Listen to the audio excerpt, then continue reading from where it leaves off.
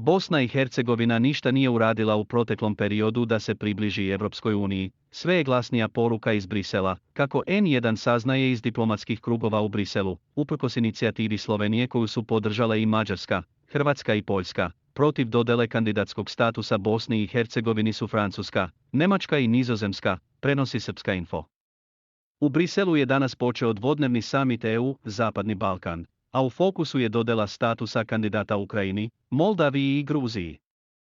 Kao i planovi za stvaranje Europske političke zajednice, kako N1 saznaje uprkos inicijativi Slovenije da se Bosni i Hercegovini bez odlaganja dodeli status kandidata za članstvo u Europskoj uniji, uz realizaciju Briselskog sporazuma, to se verovatno neće dogoditi, iako ima i onih koji navode da i Ukrajina dobija status kandidata bez bilo kakvih uslova.